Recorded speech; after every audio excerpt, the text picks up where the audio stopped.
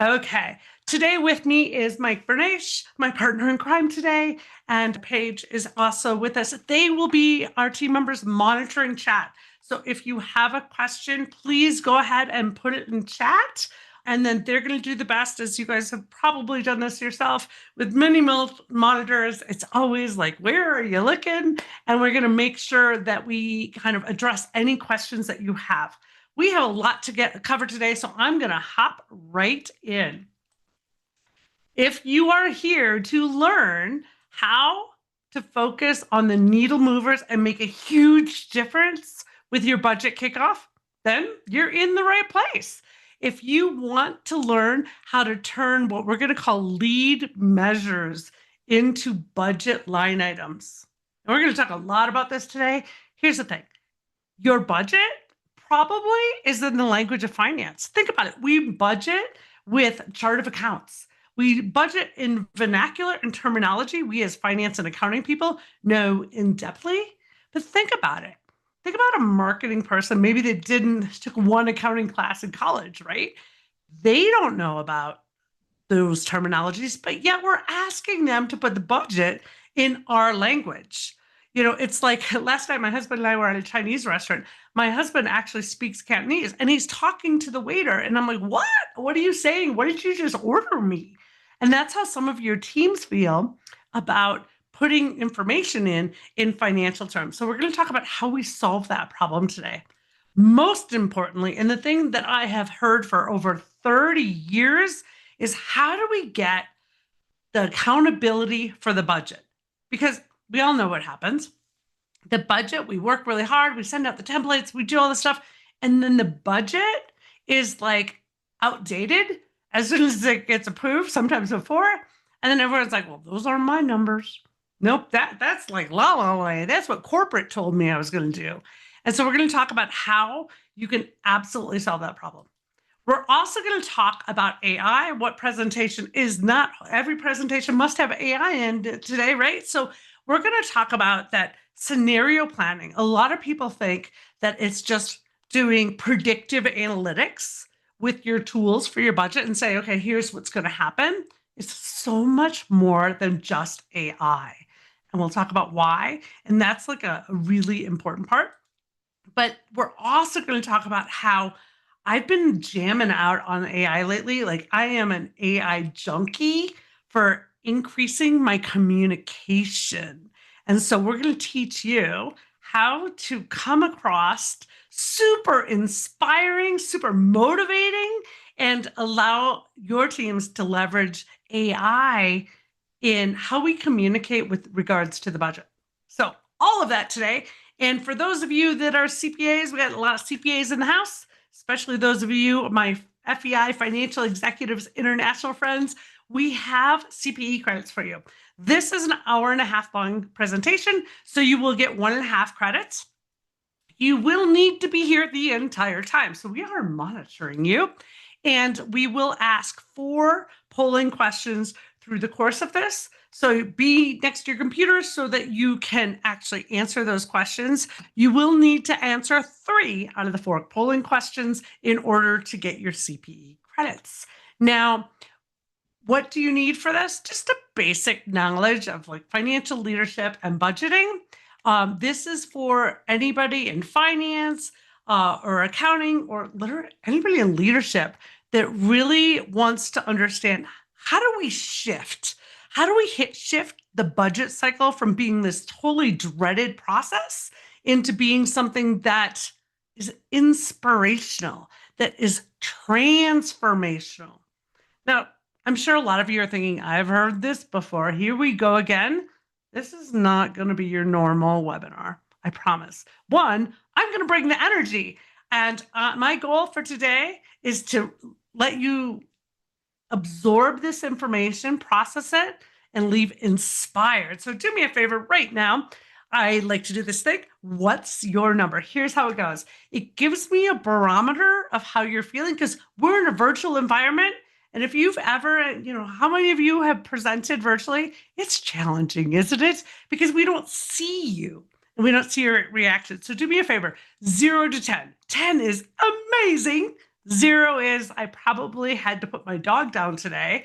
What is your number right now? How are you feeling? I'm going to bounce over here and look at my chat. I'm seeing some 8s, some 6s, some 7s. Okay, so my goal today is to just help you level up one number. That's it. You're going to have one nugget of information. I hope you guys all have a notebook, a pen and paper, because we're going to give you some ideas. I also, if you have your phone handy, you're going to want this because there's a certain slides you're going to want screenshots of. So have your phone or get ready to do a screenshot on your computer because it's all coming. Okay, great. I love that. Now we do one more thing because for some of you, you're in the afternoon already. So we're going to do what's your move. Play with me now on the count of 3. Here's how this works. We're going to up your energy levels a little bit. I just handed you a scratch off card and it was a scratch off lottery ticket. You scratched it off and you just won $1 million. And on the count of 3, we're all going to make our victory move. Ready? 1, 2, 3. Yes! Hold that. Hold it. Hopefully you're playing along. By the way, I'm playing with your neurochemicals right now because I'm going to share with you some amazing information and I want you feeling good. This is a technique that as you're doing your budget launch, you can use it too.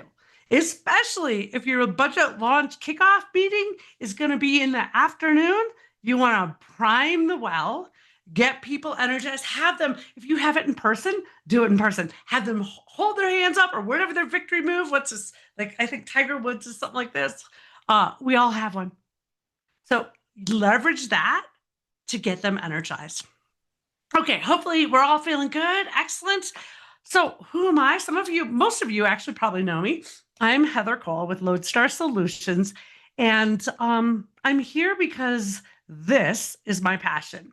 I am super excited to bring to you this journey I've had over, 30 years. Oh, so old. Okay, so how did this all happen and why are we here today? Is years ago, I was a consultant for Lawson Software implementing their financial systems. And one day a client came to me and he said, Heather, I need you to create hundreds of spreadsheets. These are going to be their budget spreadsheets. We're going to send it to every one of our stores and we're going to have them put the budget in. So I did it. I hit send and then the chaos began. Is anybody with me? Like you've been here, you've sent out hundreds of Excel templates and you have them fill in the numbers. And then somehow, how is it you protect those spreadsheet and everything, but they still somehow get it unlocked and say they're not very good in Excel. And then they add rows and columns and it breaks everything. And it turns into a consolidation nightmare. Anybody else? You guys been there? So after I consolidated all the spreadsheets, the executives go, so Heather, can you add a couple more line items? And I went, oh, like my head was ready to explode, right? And I thought, there has to be a better way. So it was at that moment, that frustration that began my journey that lasted over 30 years. I found a software, an old company called a Datum. Some of you might know it. I ended up joining them and I created a journey that led me to help hundreds of clients over the years create a faster, more efficient, and more robust planning system. So we helped them streamline their planning. But the truth is, for too many people, all it really did was create a much faster way to finish their broken process. They still didn't have the accountability that they were looking for. They still didn't have kind of the energy, the strategy behind it. So I hit a moment. You might be there right now. Have you ever had that time in your life where you're like, there has to be something more, like this can't be it. What I'm doing doesn't feel like it's making a big enough impact.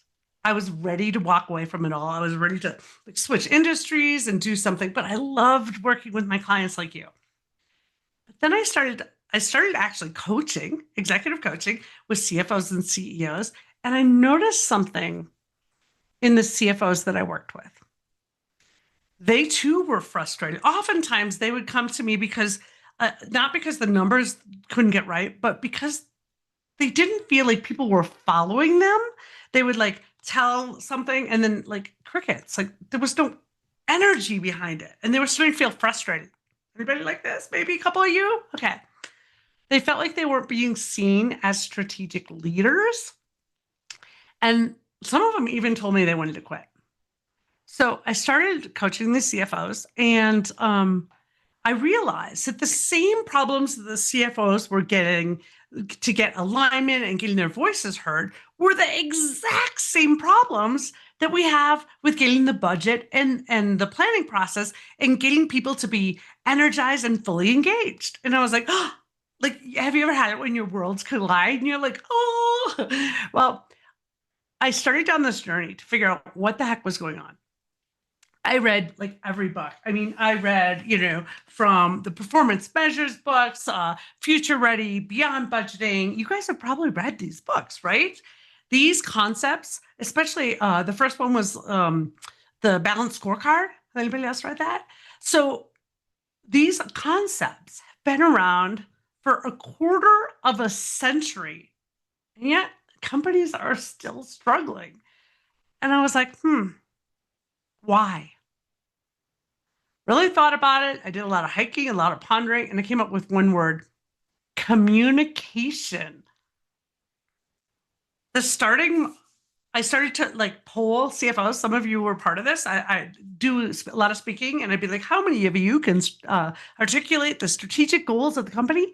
And less than 4% of the people that I surveyed that were like financial executives could actually raise their hand and say, yes, I can confidently say the strategic goals. And I went, if you can't communicate the company's direction and the goals with clarity, then how can you expect alignment of your teams? They don't even know where they're going. And they then can't feel ownership of the numbers or the actions. And then I took the next step further, and I realized that people were just doing their part. They were just surviving, not doing needle moving, exciting things that they could measure. That's not budgeting, right? That's just doing busy work in a spreadsheet. So one day, while I was journaling, I'm a big journaler, I asked myself, what is in my power that if I could teach people or help transform something, what would make the biggest impact? And I literally came up with the answer of teaching finance executives and FP&A professionals the art of communication around the numbers to create not just information, but transformation.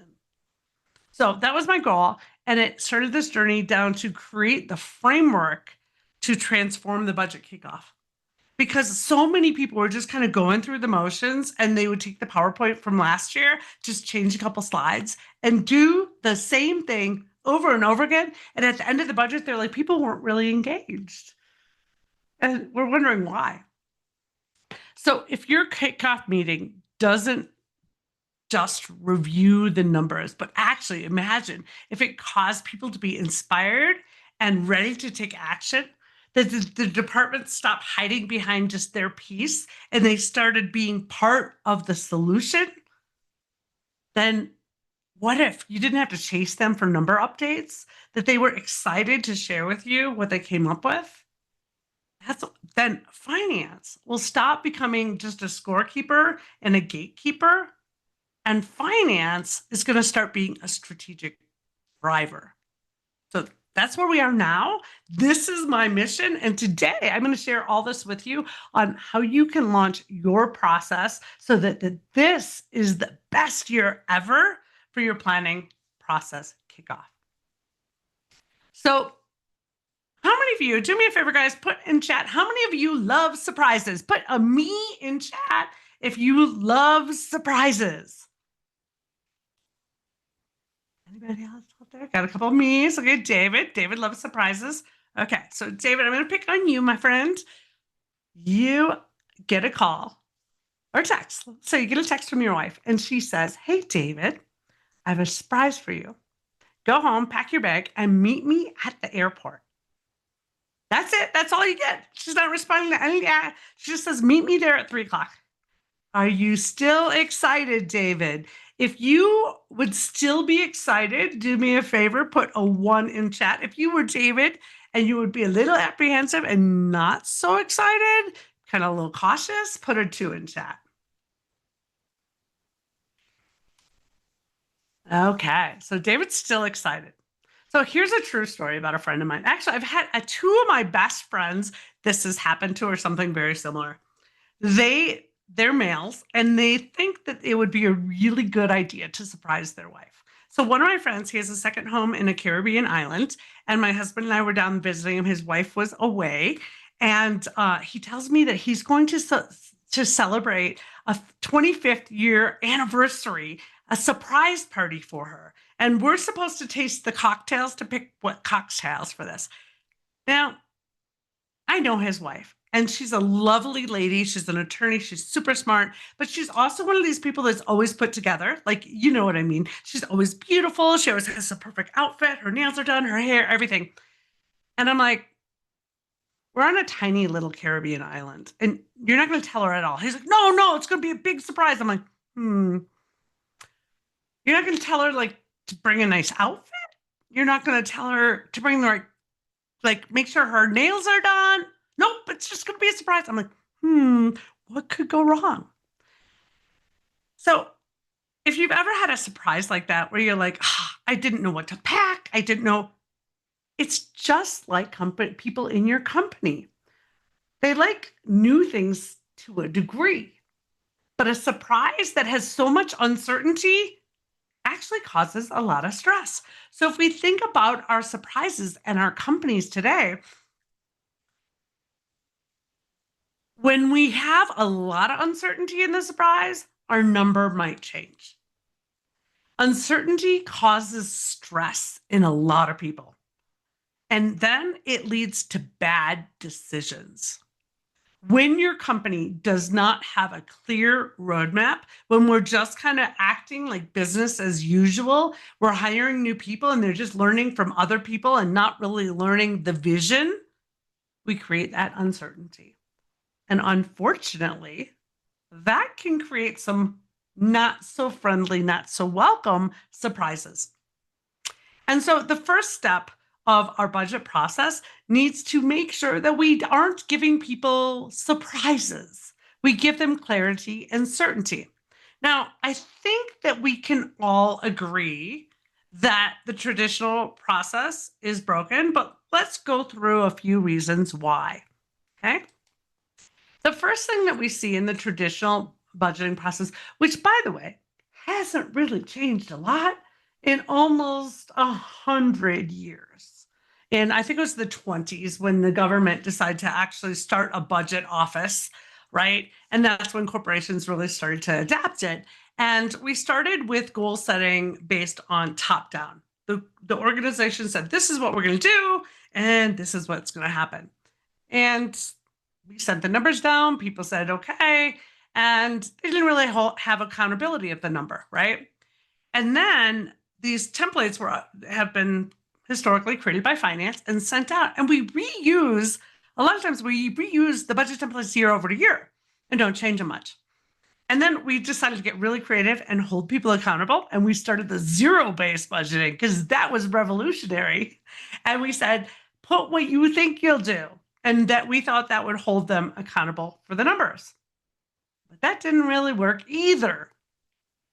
We realized that most of the numbers that we looked at are what we call lag numbers, profits, sales. They're things that happened that I can't change, nor can you. It's like driving down the road in the rearview mirror, right? You're just seeing what happened and hoping something different will happen next month. And so we're going to teach you today about what we call lead measures. A lead measure is a measure that changes behavior, something we're monitoring that we're like, oh, I could get one more. I'll give you an example. I wear an Apple Watch. Many of you wear an Apple Watch, right? And what do I do every day? I look at how many steps I've taken that day. And when I'm close to that 10,000, I literally will go outside and walk down the street just to hit that number. It's changing my behavior. It's a lead measure. So historically, we haven't had those. And then what we found is in the traditional, we would set up the budget, it's annual, and it didn't really change much. And then we started to say, oh, wait, we'll get quarterly forecasts. But we didn't really look at it. We kind of glanced at it monthly, but didn't really hold people accountable for those numbers on a monthly basis. And so what happened is it just, people hated the process. They knew it didn't work, and we kept doing it. But then what happened is these authors all said the world knew the process was broken, right? I think we can all agree it's broken. The world knew the process was broken. And about 30 years ago, thought leaders started advocating change. That's when believe it or not, the Balanced Scorecard book was written in, I think, 1995, 30 years ago, right? The tail end of the last century, the tide started to change. And we got all these thought leaders like David Axton, and some of you knew the late Steve Player, love the guy. And they started to say, we have to change this. And they came out some great concepts, and some companies implemented it. They said, align the budget with strategic goals. They said, make the budgets more dynamic. Steve Player is a big fan of rolling forecasts and doing real-time adjustments. Then we were like, oh, we got to build cross-departmental accountability in the budget. Great in concepts, right? I love it. Shifting from cost cutting to actually using planning as growth initiative, not just because we all know you can only cut costs so much, and then you can't grow. And so they were big proponents of that. They talked about measuring execution to lead to continuous improvement. So all of this happened, like I said, a quarter of a century. These great ideas started to pop up with very, very little execution. And the companies that did it threw tons of resources at doing it. I love Midmarket. I love my companies that are mid-market because I love to help you guys grow. And I kept saying to myself, why not more companies? What's missing? What's broken about this process? So what do? We start to research and we start asking. So we started asking a lot of questions. And we said,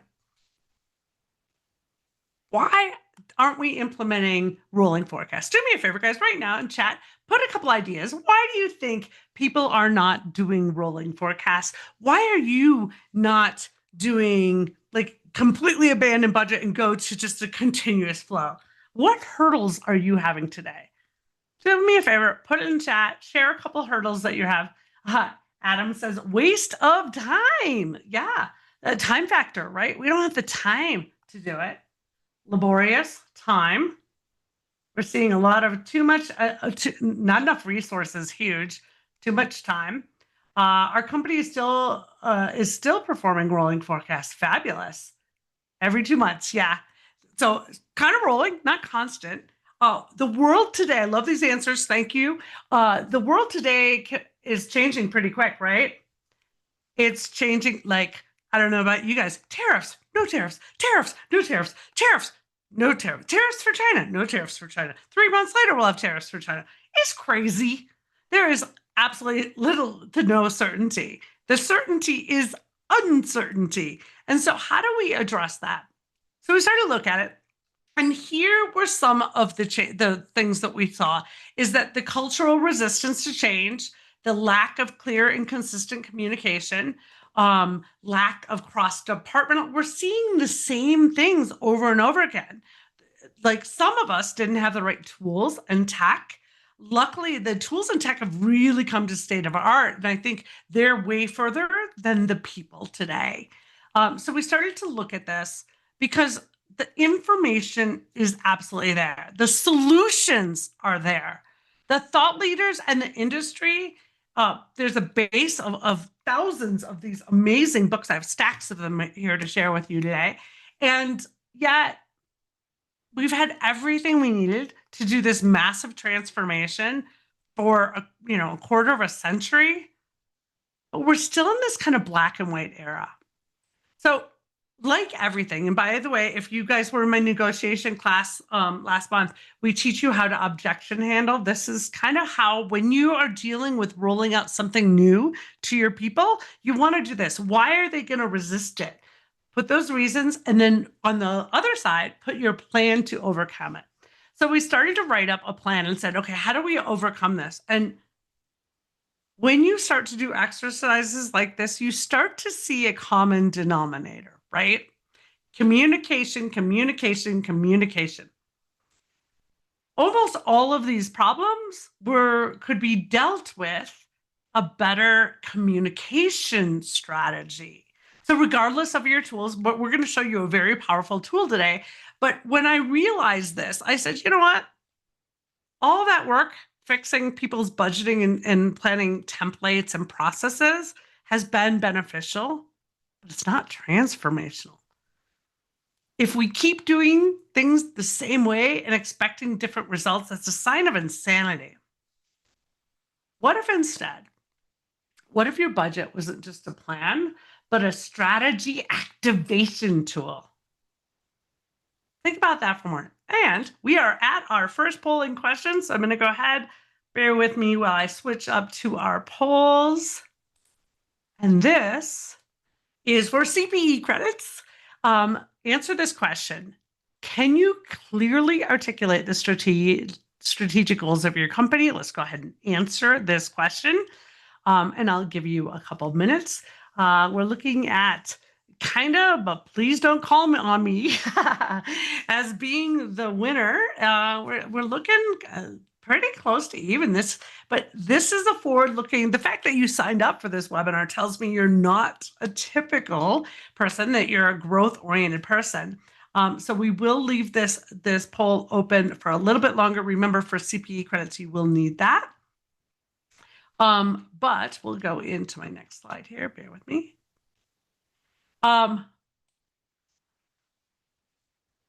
The strategic goals of the company is the direction that we're going. If you guys as leaders we're looking at about almost 80% of you are either kinda, actually, I'm sorry, 70% of you are either kinda or not at all, not at this time. So if 70% of you that are interested in budgeting and communicating the goals of the company don't really know the goals, imagine about the other people, right? So we have to start here. What direction are you going? Then we need to know, how do we know when we get there? All these people will be like, we want to grow this year. What does that mean? So not only having the direction, but knowing how to get there. And then what will keep us on course? How do we stay there? And so as we look at this, you guys have all heard the analogy of an airplane. If it goes even 1 degree off course, it could literally end up being in the wrong country, just a 1 degree sway. So how do we keep it, given the tides with an aircraft, right? There's trade winds that come and go. It's got to constantly be kind of realigning itself. And that's not any different than in your company. We need to constantly realign so that we're staying on course to get to that ultimate destination. And we need to know when we're there. Okay, I am going to shut this poll, so you got like 1 more second. If you have not answered this question, there's 3 more polls coming. Okay, it looks like we ended at, you know what? Almost 30% of you said, yes, I absolutely know the strategic goals. So kudos on you. Well done. Okay, so what can we do to move the needle? Once we have the goal, right? The corporate goal, maybe it's growth of 10% or something like that. We need to look at what we call our needle movers. And this is where I start to bring in, if you have not read this book, by the way, guys, The 4 Disciplines of Execution. Fabulous book. Sean Covey, a couple other people wrote it. And the concept there is wildly important goals. Some of you know these as SMART goals, whatever you call them. We need to create a goal at the corporate level. And then when we create that, we need to know that it's clear, it's measurable, and strategically aligned. This will help us focus that energy and the resources for the biggest impact.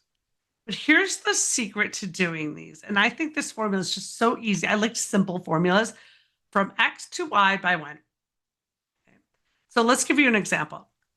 Let's say we're a distribution company. We want to increase gross margin from 20% to 22.5% by December 31st by improving our product mix and inventory turns. Now, this example gives us a little extra. We at least want the increased gross margin, what? From 20 to 22, so the X and Y, by December 31st. We're adding to it by improving the product mix. This is the how.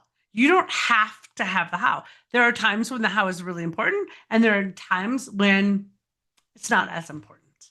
So let's say this was our corporate. This is the one thing. And this is, you think about your companies, and you want to think, if everything stayed the same, if everything was just kind of in autopilot staying the same, what is one thing that we could do or change in this organization to massively change the needle, move the needle like in profits, right? So what is the one thing that we can do?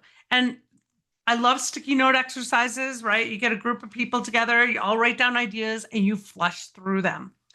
But what you're going to want to do, once we have that strategic goal at the company level, that wildly important goal at the company level, then we want to break it down into the departments. Where we're missing most of the time is what we call accountability. So what I want to do with this is I want to go to the sales team and I'm going to have a little powwow with them.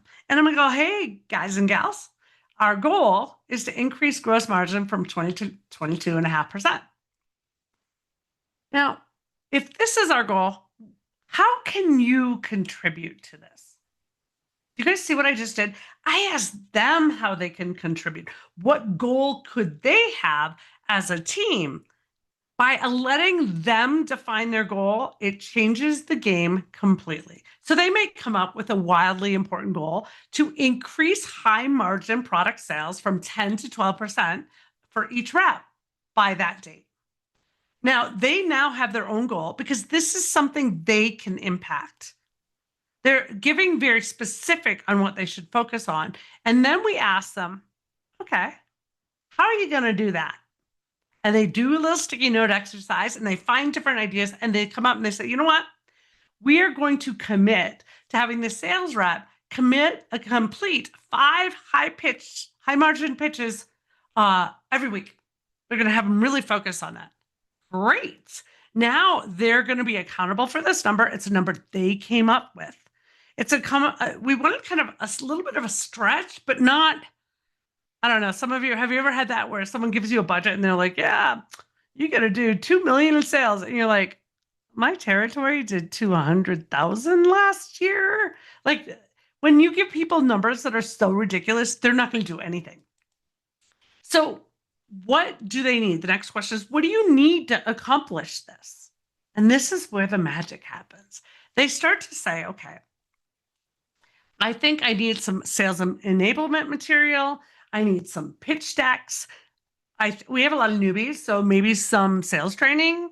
How about some incentives to kind of have a little friendly competition for both our clients and for us internally? Oh, our CRM system might need some updating. Maybe I even need some Cognos reports run, right? And so once we ask them these questions, what do you need to get this done? This is where we can take these items that are in their vernacular, their language, and convert them into budgetary line items.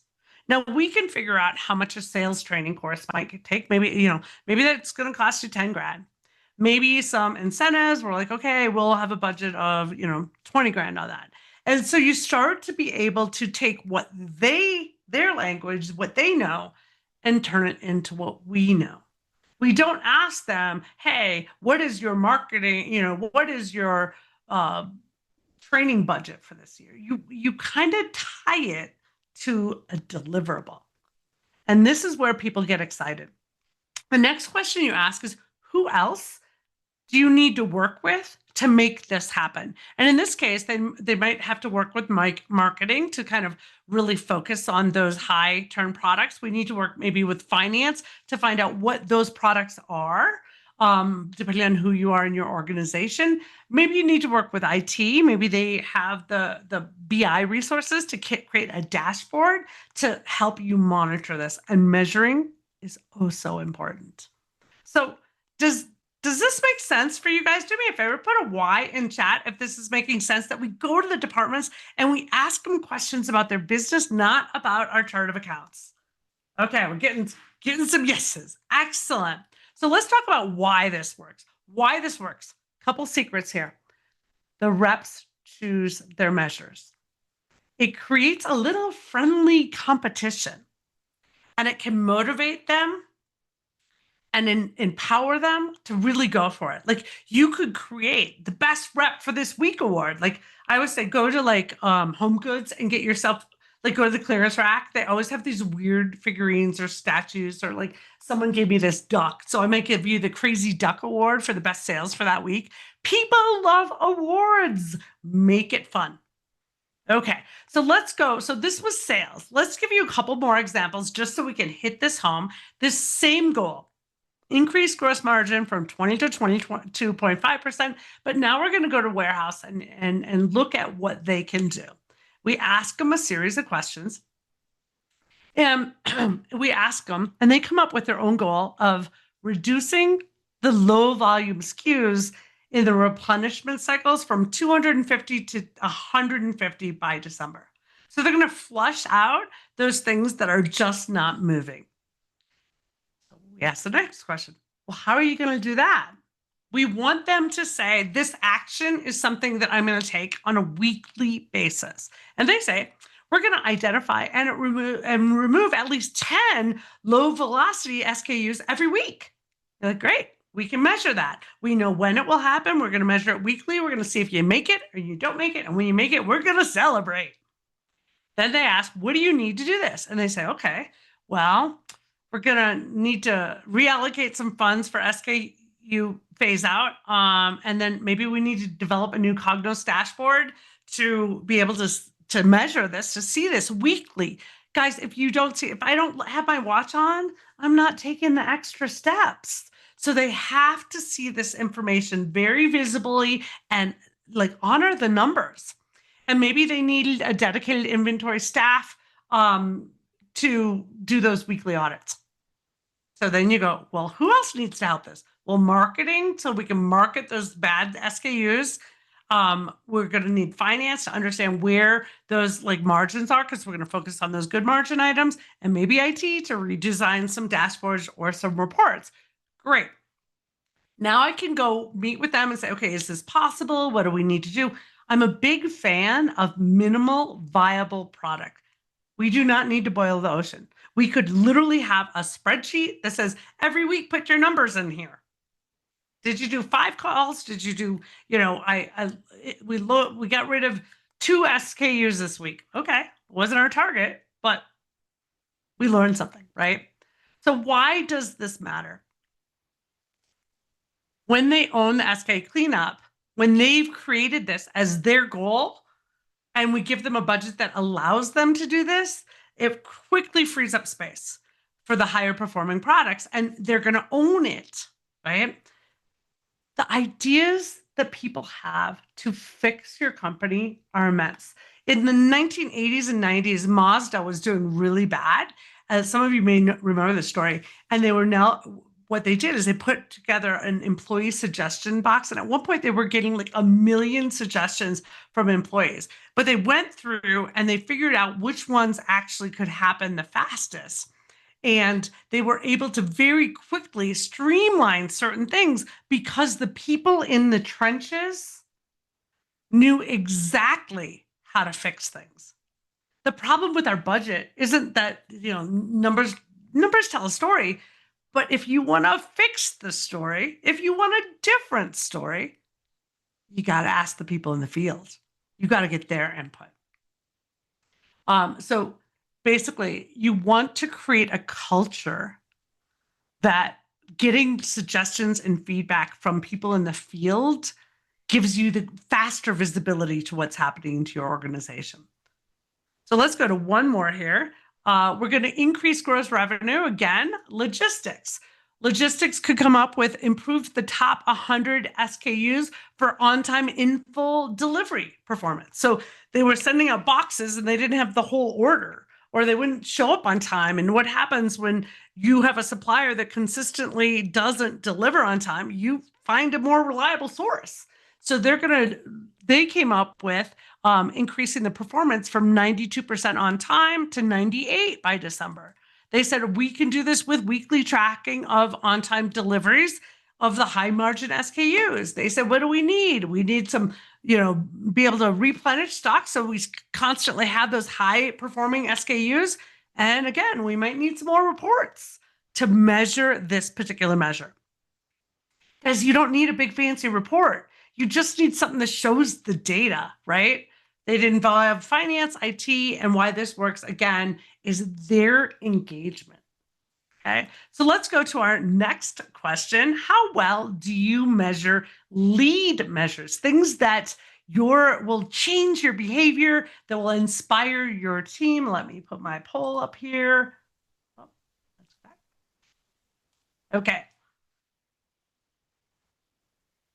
Is it an interesting idea, but we don't use a little typo in there, lead measures? We have a few, but to do more, or we use lead measures extensively. Okay, we're getting the answers in here pretty quick. A couple of you actually use lead measures. Kudos, right? Interesting idea. The big one is we have a few, but should do more. Guys, it's not our job to create all the answers. Our job is to ask the right questions. Okay, we'll leave that poll open. Remember, for CPE credits, you will need to participate in that poll, so I'll leave it a little bit longer for you guys. So I said it's really important to ask the right questions, and this is where you might want to get your phone ready.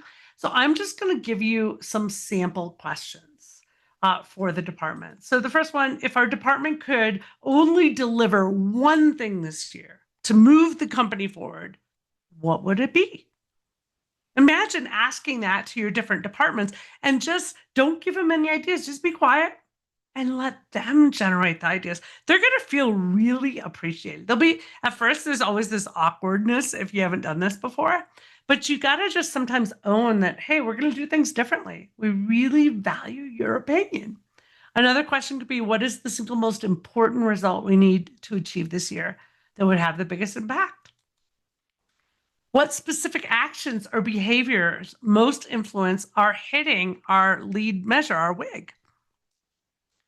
How will we track and share the progress so everyone sees it? By the way, Mike's going to show you Planning Analytics is super powerful for doing this and really easy to set up to do a quick measure of something that maybe not be in your ERP or your CRM system today. What frequency should we measure? That depends on what you're measuring. What budget line item directly enables or rewards this?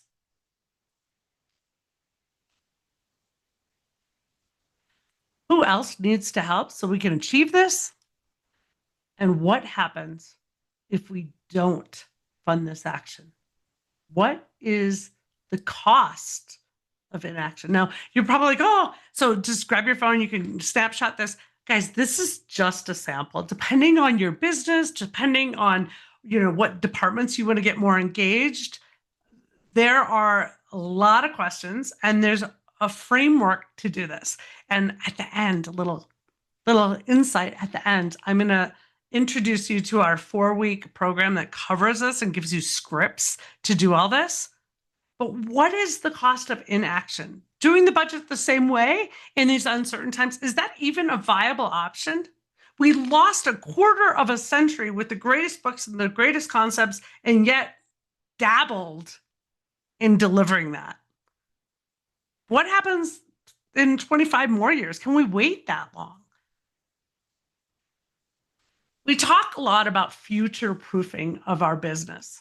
And I like to say, future-proofing is like a defense mechanism. A lot of people say, oh, I got to cut costs, right? I want to just give you an example of how we write these goals, right? It's not always about growth. The initial idea might have been we needed to protect 10 million in quarterly revenue by maintaining 95% availability on the top SKUs. And we might have started there. And then as we really started to roll up our sleeves, we need to be a little agile. And we go, is there a better way to define this? So if I gave you that first one, are you motivated? Are you like, not really?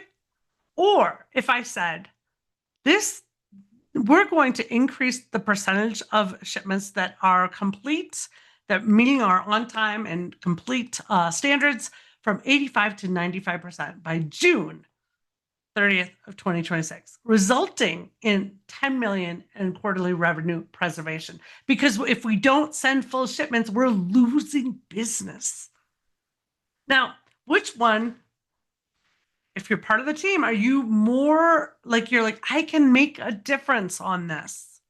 It's that on-time shipment one, right? So start to watch the language. The communication is very, very important. Now, when we talk about future proofing, a lot of people go, oh, you know what? It's predictive. We're going to add predictive on top of what we have, and it's going to predict, and that's going to future proof us. That'll get you closer, but it's not going to solve your problem. So what we've seen in the past, when people read the books and they started things, they would do the stop and start, right? We're going to do lead measures. And then maybe someone leaves, and then whoop, we're back to where we were. And then we try something new, and then whoop, we're back to where we are. Does anyone else do me a favor? Put a yes in chat if you have had a consistency problem in the past when you roll out some of this. Put a yes, a little Y, if you've had a consistency problem. You've started things, new initiatives, like every quarter someone new comes in. Which direction are we going now? Well, I see it all the time. So here's how you future-proof your budget. You have to run, depending on your business. I'm going to say right now, many of you with all these tariffs and stuff, weekly scenarios, if you're a distributor, for example, planning simulations, doing the high, low, and demands. We're going to update the reorder points for the top 200 SKUs based on the most recent leads. So what we're going to do is we're starting to engage the people. To future-proof, you have to have the data. You have to use the predictive. But most importantly, excuse me, you have to connect with the people and ask them and give them tools to be able to share what's going on. I recommend bi-weekly cross-functional sales ops, everybody together. Hey, we're working on this. This is going to impact you. It doesn't have to be long. You just do the highlights. Hey, we're working on this. What's the hurdle? What challenges do you have? How do we remove that hurdle? If you haven't read The Art of Doing Twice as Much in Half the Time by Jeff Sutherland about Scrum, read it. Some of you, I've already recommended it to you. Scenario planning for software. Some of you have software that does scenario planning, high, low, middle of the road, but you're not using it that way. So maybe it's time to look at your modules, dust them off, use it. Maybe it's time to upgrade, get your models. If you're using Planning Analytics, this is super robust for this. And I believe that you should really have a dedicated analyst for scenario modeling. Now, this will help you. If you have someone dedicated to this, then you'll be able to have consistency. That person should be someone that not just reads the numbers, but also can engage the individuals in the different departments, that they've learned the frameworks on how to ask questions. Okay, I am going to end the poll. Hopefully everyone has answered this. And the majority answer was most people said we have a few lead measures, but we should do more. Okay.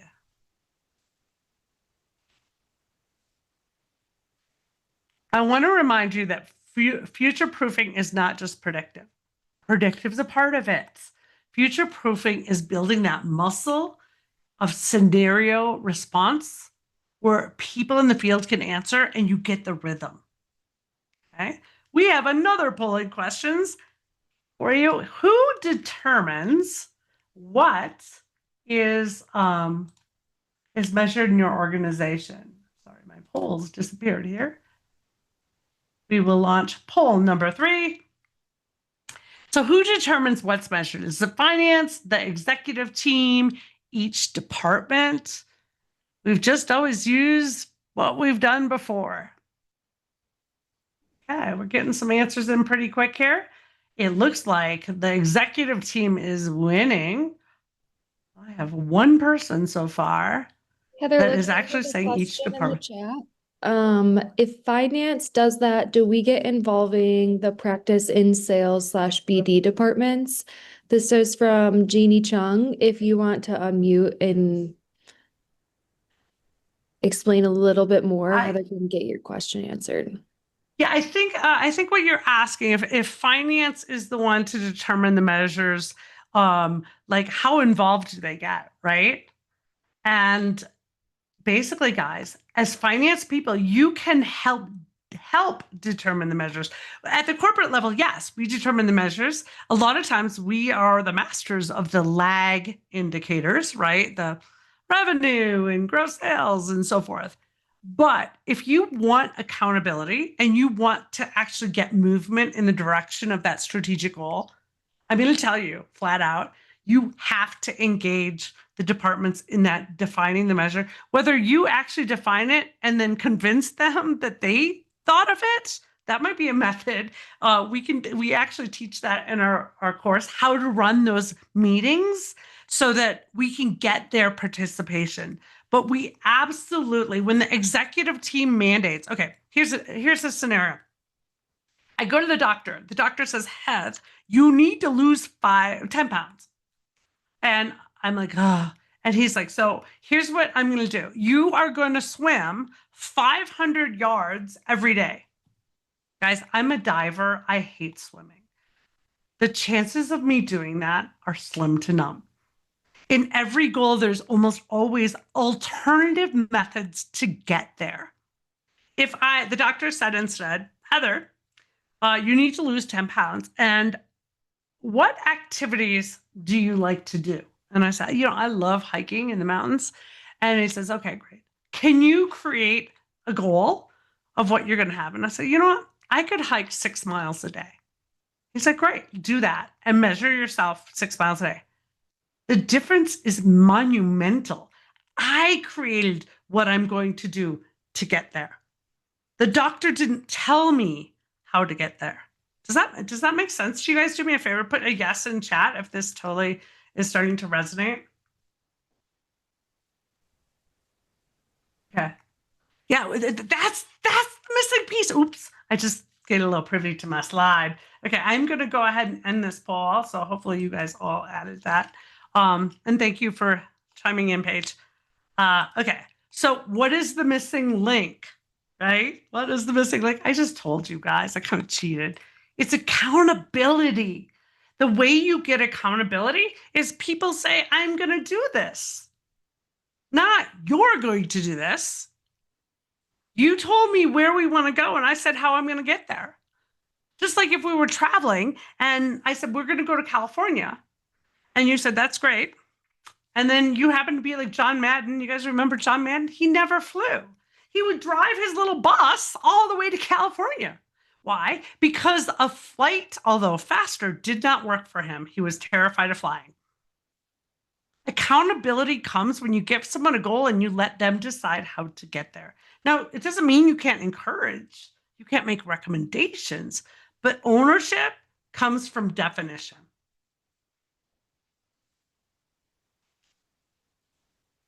So let's talk about accountability a little bit more. Again, we go deep into this in our 4-week program because this is the missing link. This is why people are not engaged. The first thing you have to do is you got to pull one from the old Simon Sinek. If you haven't read his Start With Why, you have to have clarity on the why of the business. Everybody loves purpose. Okay. You have to clearly state those goals. We've already showed the format from X to Y by a certain date. And you got to create a scorecard that everyone can see how we're doing on that goal.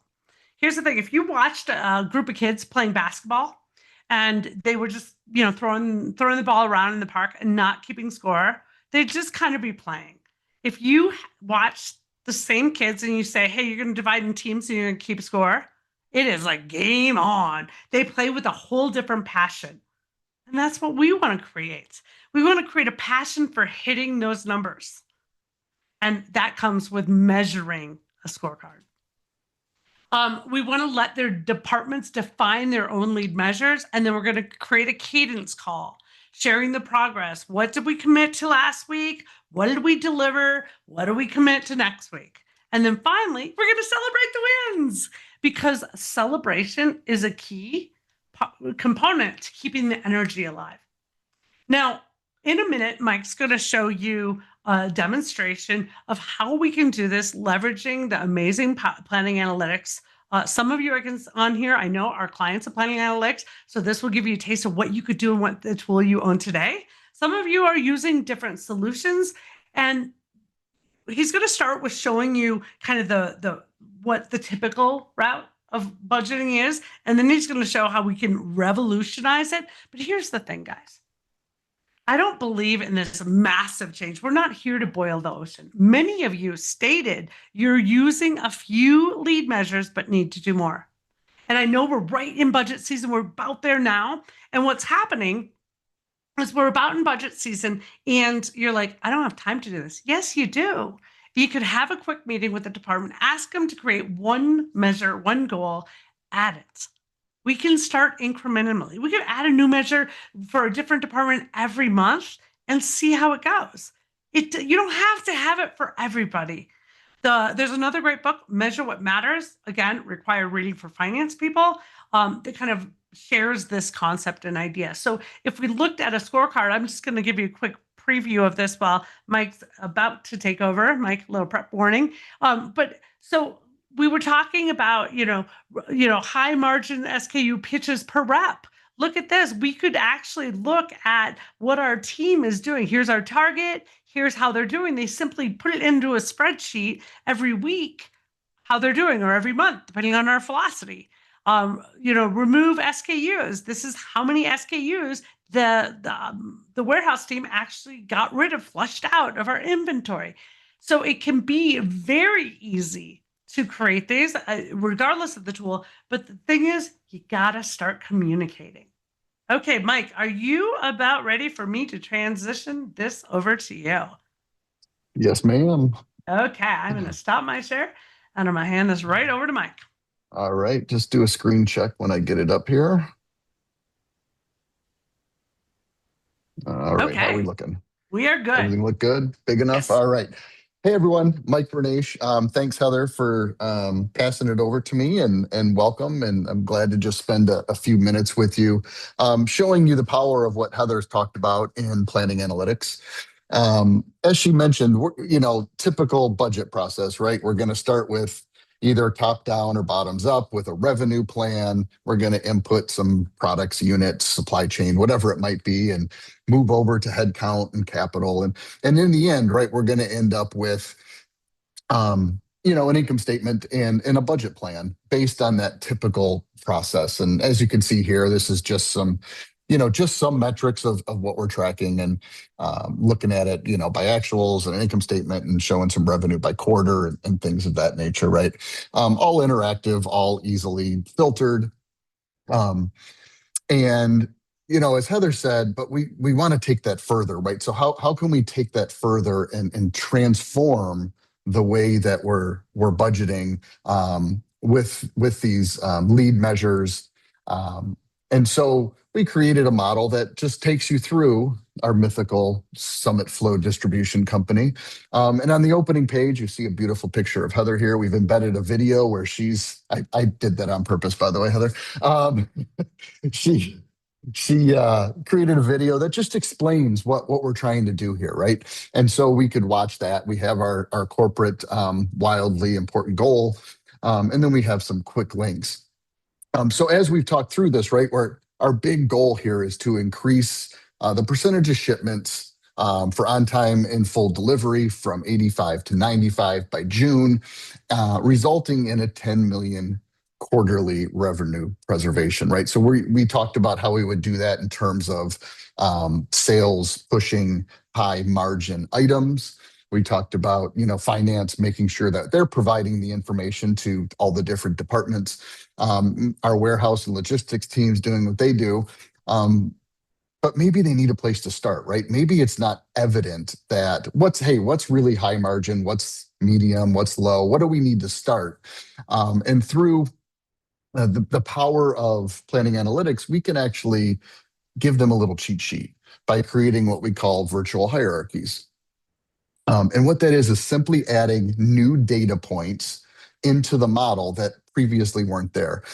Those of you who have been around planning analytics for a long time or have used Excel or many of these other tools, you don't really want to have to recreate that model, right? You're talking about all-nighters, and I've been there. I've done the all-nighter thing to have to rebuild models. And so we can quickly just add in an attribute, and we'll call it gross margin, code, for lack of a better term. And we're going to add this in. And you'll see that we've added in our code. And now, if we have our list, or we could have somebody do the analysis, but we could actually start typing in, maybe these are low margin items. Maybe these are medium. And I won't type all these in because I know we don't have a ton of time, but we'll just call that high and high, right? And also, maybe, as Heather mentioned, with tariffs, right? Maybe you have products coming in from different places and you're not tracking that in the data, but you want to. You could do the same thing and add in country of origin or any other data point that you might want to use. And so we'll go ahead and now just, what happened here? It froze up on me. Okay. And we'll go ahead and create our, I apologize. Always happens. Somebody wise told me long ago that when you do a demo, demo stands for don't expect miracles, okay? And it usually happens that way. But we can now add this into our model and very, very quickly start to do analysis on it. And because it's being finicky on me, it's not working for this, but I'll show you how it would work. We would add a related hierarchy in, and let's pretend that color was that margin. We'll just hit add. And now we can quickly, in our model, add these hierarchies and start to track low, medium, and high. So you're going to have to do a little pretend with me here.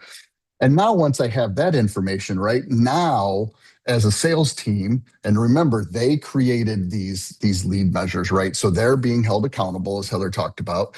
They can go in and input each month so that the executive team or the management team can start to track what the sales department is doing. So I've got a number of salespeople here. And if I was Joseph Davis, when I went to log into that system, it would just show me my information.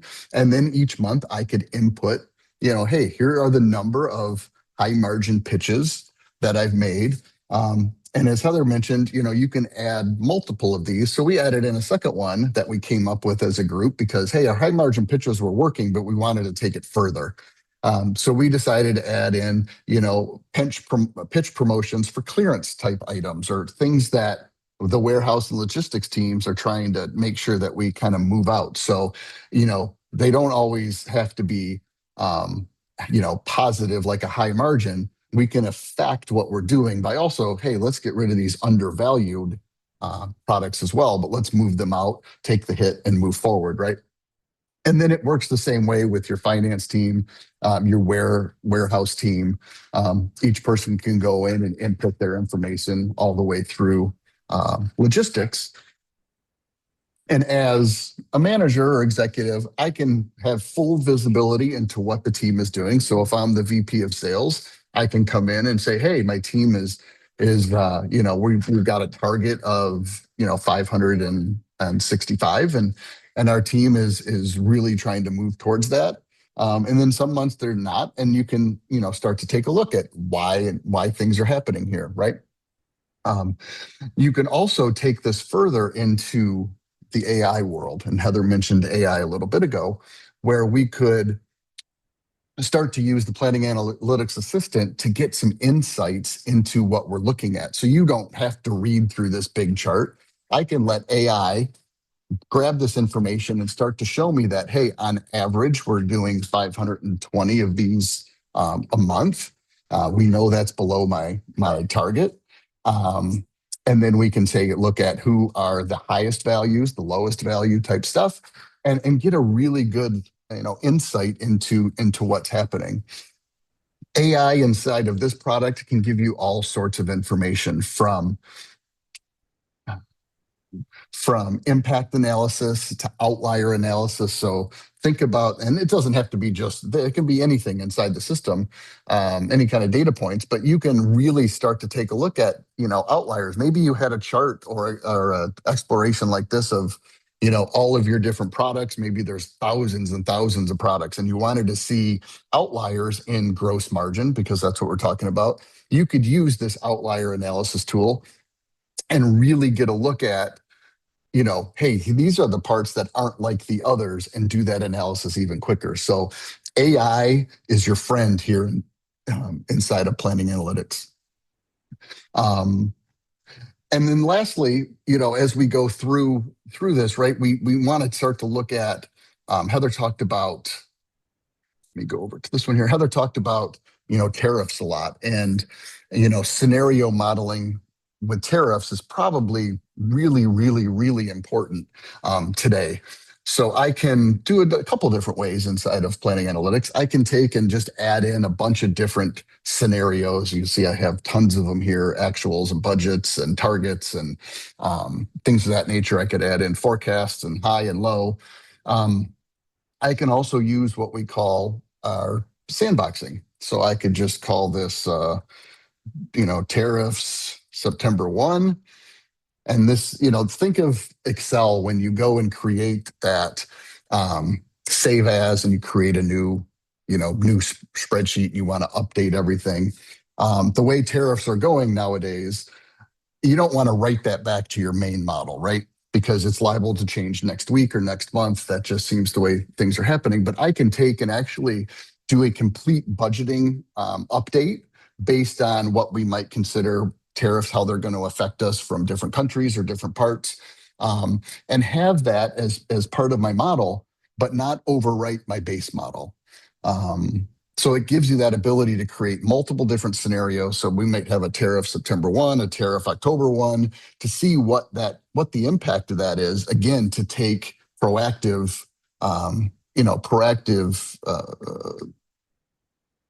ability to proactively start updating your budget, right? Or your forecasts based on that information. And then you also have, there's AI that is built into the system as well that allows you to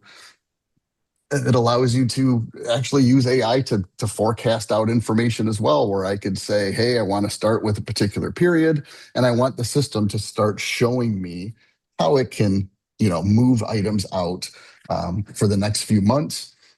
So there's so many different ways to have that scenario analysis. There's so many different ways to track Hey, Mike, your can you lead make your measures. screen a little bit bigger?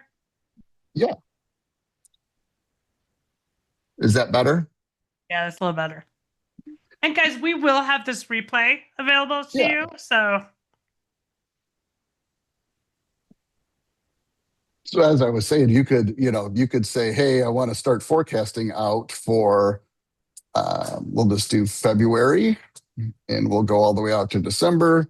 And if we click a particular person, and this could be for revenue, it could be for sales, but you'll see that, hey, this is what's happened actually. And here's kind of how the system anticipates the next few months going with Joseph. Imagine it with revenue or supply chain planning or expenses. And then you can actually take this a couple further steps and move this into actual scenarios that you've built into your model. So many different ways to utilize AI and lead measures and all that sort of stuff inside of planning analytics.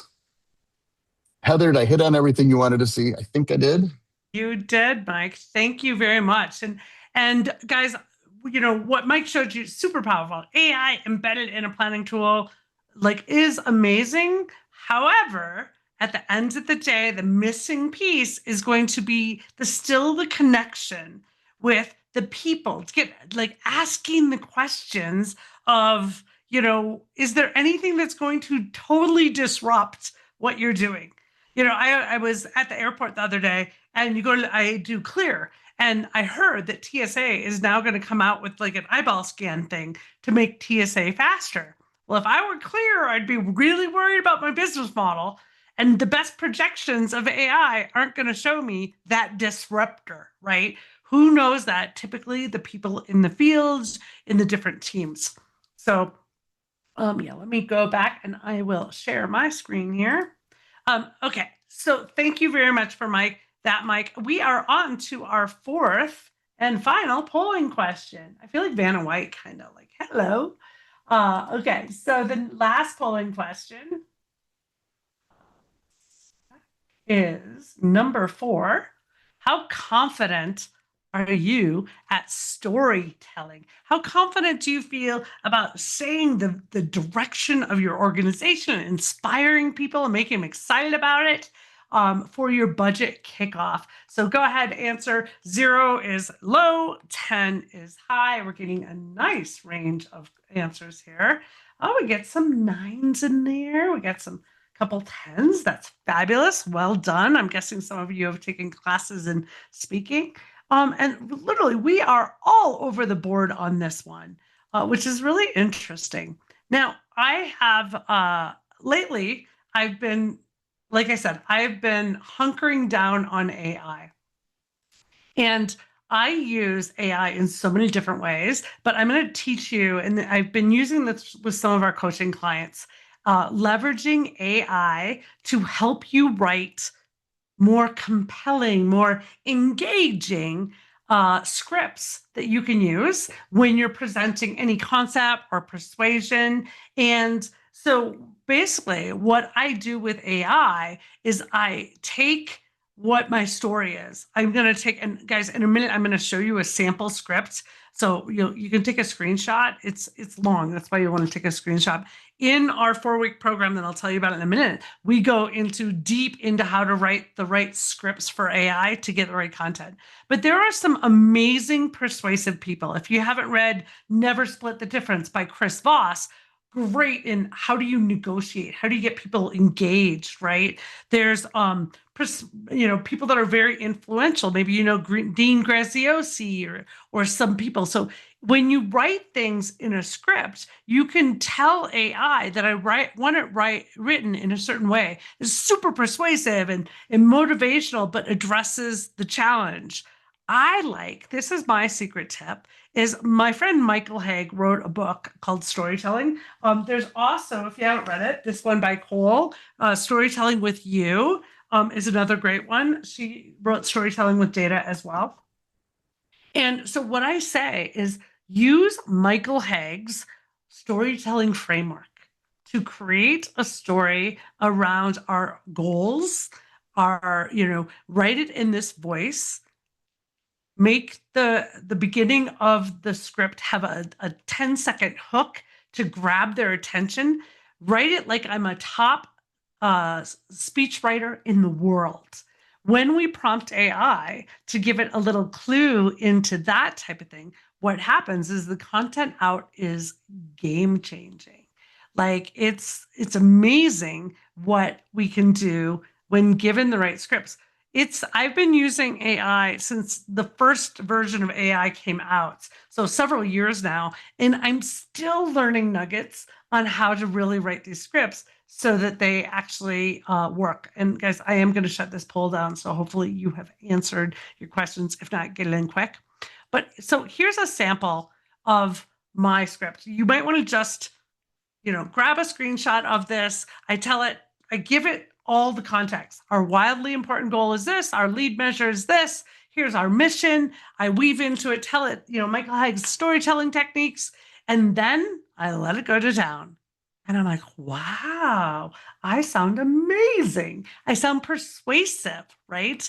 So leveraging scripts to be able to share your story, because if you tell it, I'm going to be meeting with marketing, it will change it so it's more connected with marketing.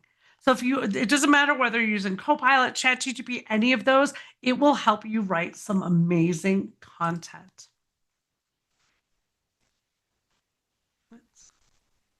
So I want to also teach you a couple power language techniques. For those of you that were in our negotiation class, this you're going to be a little familiar. But in talking, and I've done it to you several times today, many times today, the first one we're going to teach you is what we call balance. And here's how balance works. Have you ever had a time in your life when, and then you fill in the blank? And what happens is your audience feels like you're talking directly to them. They feel like part of it. Another way to do it is to ask a lot of questions. And when you do a slight, would you like pizza? Like when I go up in voice, it is a question mark. Now, a lot of us actually undermine ourselves by, yeah, that's a great idea. Like we make a question mark on things that we don't mean to question mark, but that allows people to then answer it. Another technique is on objection handling. You just say, you might be thinking, blah, blah, blah, blah, blah. Like you might be thinking you don't have enough time to implement this. When in reality, time is exactly why you should implement this. But when you call out what someone's thinking, they're feeling a connection with you. So when you're doing your kickoff launches, you want to infuse this. And then the final one here is mirroring. Mirroring is when you repeat the last three words. Like, well, we don't have budget for that. You don't have budget? And then pause, right? When we do that again, we're opening the dialogue for conversation. That's what you want to do with your departments when you meet with them. You want to be very open and flowing. They hate the budget in most organizations. So we want to create like this safe environment for them. So we've gone through a lot today. I see, let me just get into chat here. Which AI app do I prefer? I actually use different AI apps for different things. Perplexity and ChatGPT tend to be a little bit better at writing copy for me, whereas Copilot or something like that might be a little bit better for creating my presentations. So it kind of depends on what my audience is and what I'm trying to do. Okay, so guys, we've gone through a lot today. Hopefully you have some notes. I'd like you to do me a favor right now in chat. Put as one nugget, like one thing that you're going to take away today and go like, you know what? This is like, maybe it's lead measures. We're going to go talk about some more lead measures. What's one nugget that you're like, I really needed to hear this today. Put it in chat so we can see what resonated with you guys. Go ahead and put that in chat. I'll give you a second here. It's the nuggets that you take that will help you like actually implement this. Because a lot of you are entering budget cycle right now. Simplify the wig. Yeah. I love the simplicity of wigs. We've been boiling the ocean for too long. Strategy first, budget to strategy. Yep. Include your departments, make them accountable. And I love that comment, Janine, but you don't have to make them accountable. When they come up with the numbers, they automatically are accountable. You see that shift? You can't make people do something, but you can let them define what they're going to do, and then they're inspired. Power and language techniques. Yeah, that's always a good one. Okay, so guys, we went through a lot today. We talked about how to focus on the needle movers. We talked about lead measures and how you convert that into budget, saying, what do you need to make this happen? We talked about accountability in the budget. That's a huge one. That's probably the big one. Scenario planning is not just AI. AI helps it, but you got to talk to the people, and then leveraging your AI to create a kickoff messaging. So we went through all of that today. And right now, you know what? You guys have everything you need to lead the transformation in your organization. You have like everything. You have everything you need to be the thought leader to bring these ideas. And you don't have to waste another 25 years to do it. That being said, you now have a choice. Like everything, you have choices in life. And at this point, based on the information and that we've provided, The information can lead to transformation, but only if you take action. So some of you are going to take this information. You're like, thank you for the CPE credits. And you're going to do nothing with it, like nothing. Now, some of you are going to say, I'm going to start to do some of this, but then this thing called life is going to get in your way. I'll be honest with you. It's rare that someone reads a book and actually implements it. It's rare that someone comes to a webinar and actually implements it. They might do a couple little nuggets. They'll share it with a couple friends. But there's a third option that I'm going to offer for you guys today. For those that see the value to wanting to be the thought leader, to get this implemented in your firms like right away, that you know that with that strategic focus and tying the budget to the strategy via the people in the departments and creating the wigs, that you want to be that change agent. I have something special for you. And it's called the Strategic Kickoff Accelerator. I'm super excited to put this together. This program is game-changing. What it is, it's a 4-week done with you program. And the dates, we're going to start this right away, guys. So this is like time of the essence, because a lot of you are in starting your budget process right now. Some of you have already started it, right? And this program is designed to help CFOs and their teams ignite that strategic alignment, to help share that clarity and focus, and then get people to want to be part of it. The results is less resistance. I gotta tell you, budgeting can be fun. Budgeting is a team sport, but only when done properly. And so this is not just a workshop. It's a done with you where, like, over the 4 weeks, what we're going to do is we'll get together for 2 hours. I will give you pre-homework, some templates, frameworks, and everything. And what you're going to leave with is a repeatable kickoff framework that your team is going to change. So this can have consistency year over year, and that you can include new team members into this. You can start to extend it into other departments as you have time. Remember, we phase things in. We do a Scrum approach. And we are going to give you the alignment tools. We're going to teach you how to be really influential in your language and teach you how to define the scoreboards and then actually implement them in your tools. Now, you don't have to have a specific tool to do this. This is all kind of the steps around the tools. Now, if you need a new tool, obviously we can more than help you with that. We're a big fan of Planning Analytics. But here's the thing with this Kickoff Strategic Accelerator. I realized when I created this that, this budgeting is a team sport. So what we're going to do, and a lot of you are like, oh, we're already in it. I don't have time. The program is designed for everyone.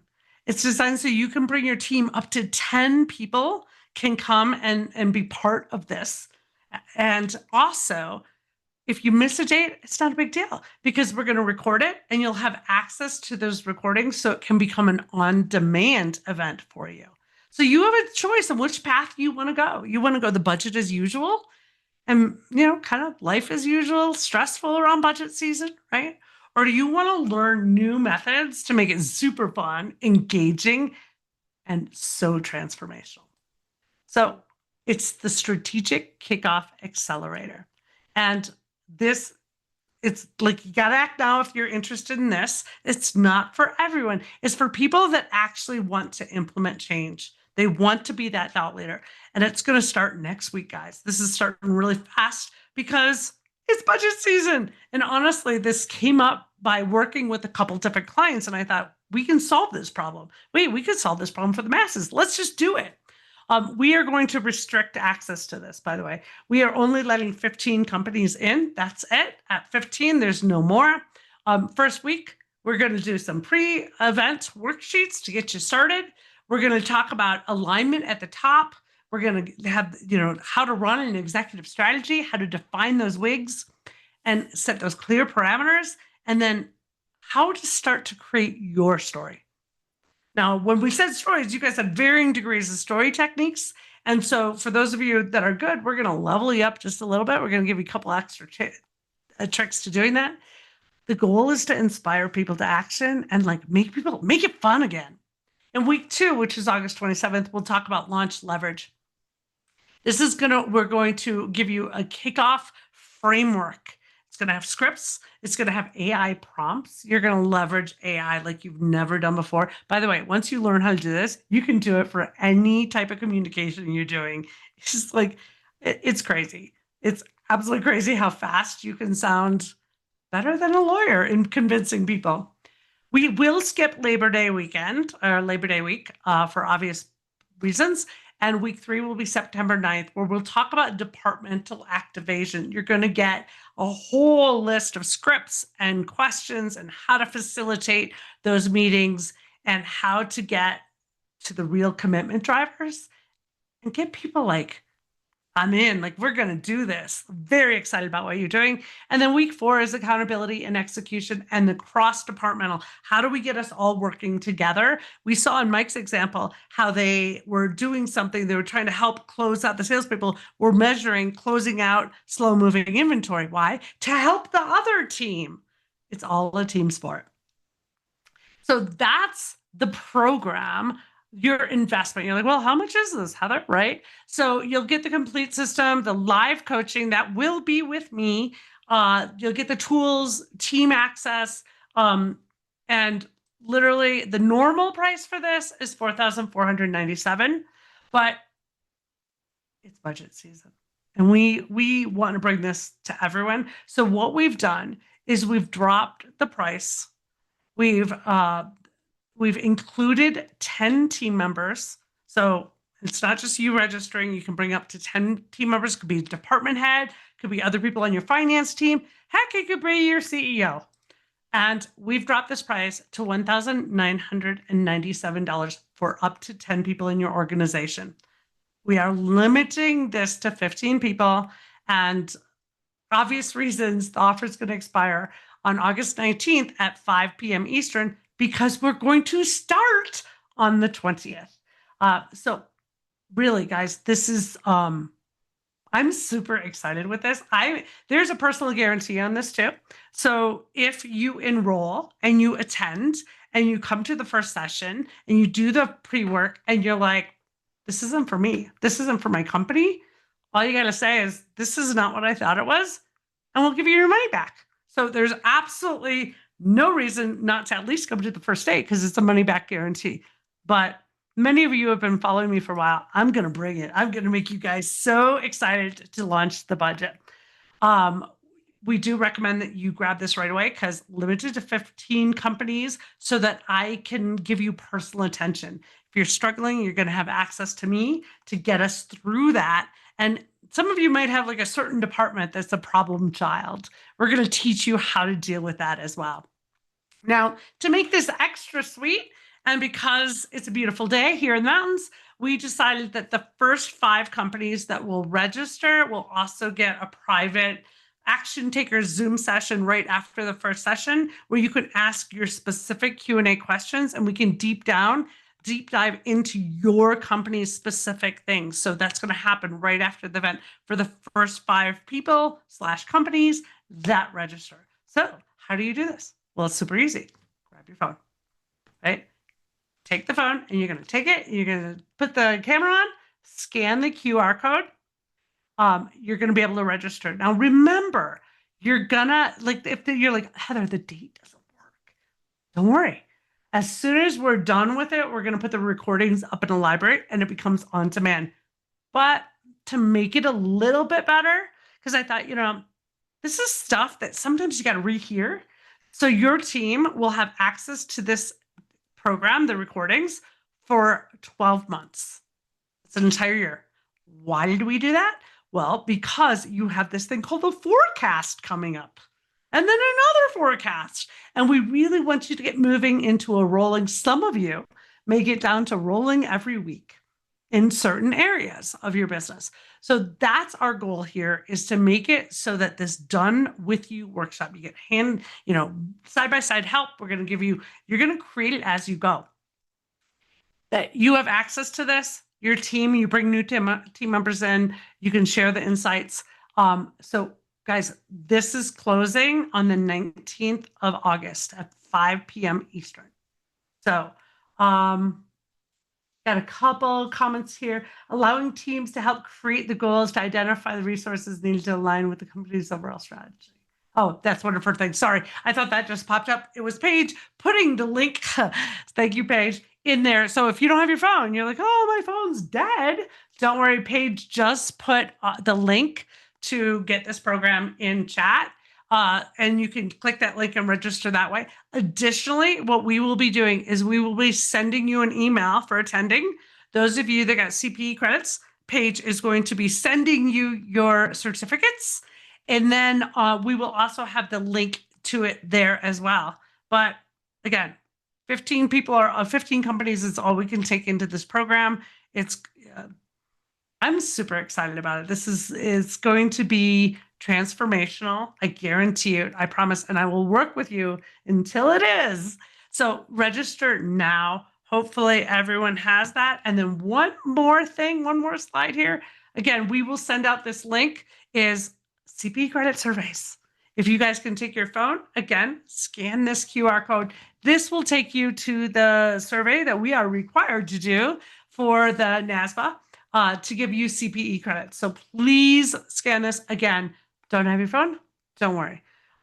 There will be an email. Zoom is actually going to send you an email in case you're blocking us on accident. And it's going to give you the survey for this event. We love feedback, guys. We only get better by you telling us what you like, what you didn't like, and what you think we can improve. So any questions, please go ahead and put them in chat right now.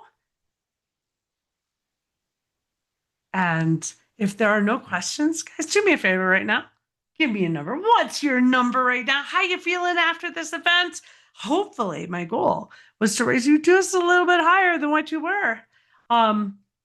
I need access to CPE. Yes.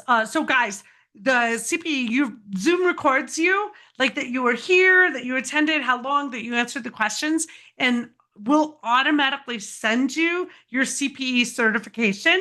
So check that in your mail. If you don't get it, if you're like, hey, I didn't get it, it went to spam or junk. If it didn't go there, just email us at support@lodestarsolutions.com. We'll make sure you guys get those CPE credits. Because I know I'm not an accountant, I'm a lawyer, and I'm always looking for credits. So excellent. Thank you, guys. I hope you have an extraordinary day. And if you have any questions at all, please feel free to reach out to us at support@lodestarsolutions.com. And hopefully you guys talk to your teams, find out. For those of you that do register for this event, for the Strategic Accelerated Kickoff, what you'll want to do, you'll get an email from us and it will say, hey, give us your 9 other names. And then we'll make sure everybody gets the information, the Zoom links, everything, the pre-kickoff kits. So hopefully